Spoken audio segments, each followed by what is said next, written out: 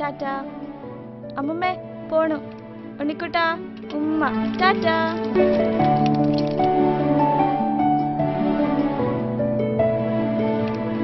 അർജു വന്നില്ലേ? വന്ന്.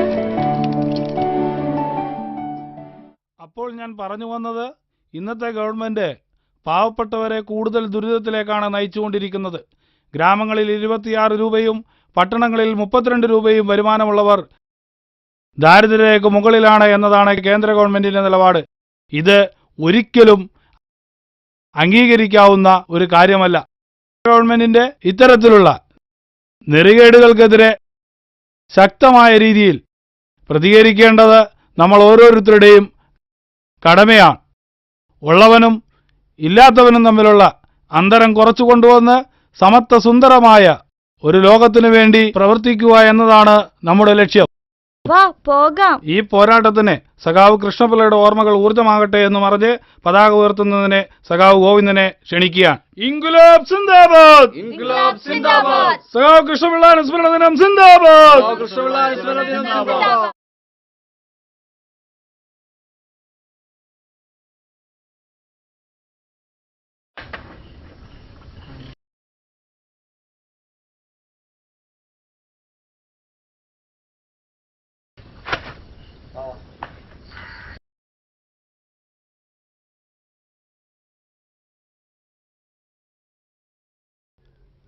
ഞങ്ങൾ അനർഹരായ BPL-കാരെ കണ്ടെത്താമെന്ന ഉദ്യോഗസ്ഥരാണേ.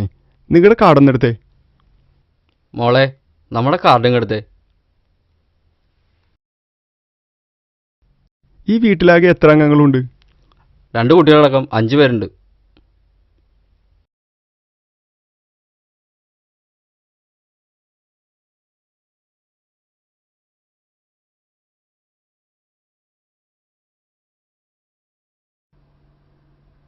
ഇവിടെ കറണ്ടൊക്കെ ഉണ്ടല്ലോ അല്ലേ സാർ? ഇവിടെ ജോലിയുള്ളവർ എത്ര പേരുണ്ട്? എനിക്ക് വയ്യാതിരിക്കാണ്. ഭാര്യ വീട്ടു ജോലിക്ക് പോകുന്നുണ്ട്.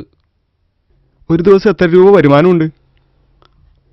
ഒരു 50 രൂപ അടുത്ത് കിട്ടും സാർ. സർക്കാരിൻ്റെ മാനദണ്ഡം അനുസരിച്ച് പട്ടണങ്ങളിൽ പോലും 32 രൂപയ്ക്ക് മുകളിൽ വരുമാനമുള്ളവർ ദാരിദ്ര്യരേഖയ്ക്ക് മുകളിലാണ്. സാർ, ഞങ്ങളുടെ ഈ അവസ്ഥ കണ്ടില്ലേ? ഇപ്പം തന്നെ ഒരു കണക്കിനാണ് ജീവിച്ചു പോണത്. കിട്ടണ അരി ഇല്ലാതാക്കല്ലേ. ഇത് ഗവൺമെന്റിന്റെ തീരുമാനമാണ്. ഞങ്ങൾക്കിത് നടപ്പിലാക്കിയേ കഴിയൂ. ഞങ്ങളോട് ഒന്നും വിചാരിക്കരുത്. പിന്നൊരു കാര്യം, ഈ കാർഡ് ഞങ്ങൾ കൊണ്ടുപോവാണ്. പുതിയ APL കാർഡ് സപ്ലൈ ഓഫീസിൽ ഒന്ന് മേടിച്ചോണം കേട്ടാ. ഇത് കുറച്ച് കഷ്ടമുണ്ടാ.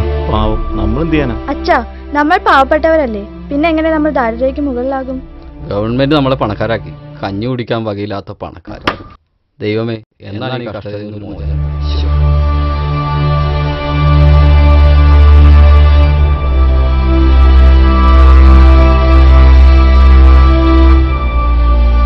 കേന്ദ്ര ഗവൺമെന്റിന്റെ ഇത്തരത്തിലുള്ള നെറികേടുകൾക്കെതിരെ ശക്തമായ രീതിയിൽ പ്രതികരിക്കേണ്ടത് നമ്മൾ ഓരോരുത്തരുടെയും കടമയാണ്.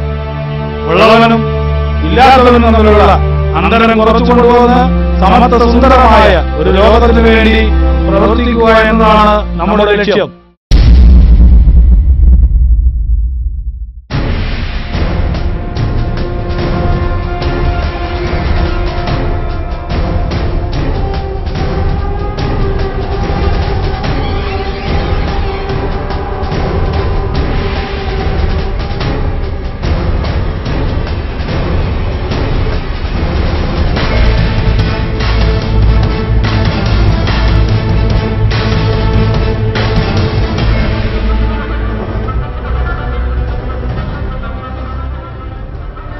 ഇൻകുലാബ് സിന്ദാബാദ്.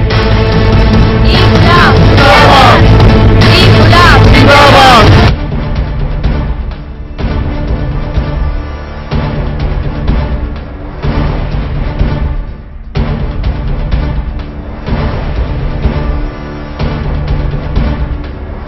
ഈ ചെങ്കൊടി ഒരു നാൾ ഭൂമിക്ക് മേൽ പാറി പറക്കും. അന്ന് ദാരിദ്ര്യം ഉണ്ടാവുകയും ദാരിദ്ര്യ രേഖയും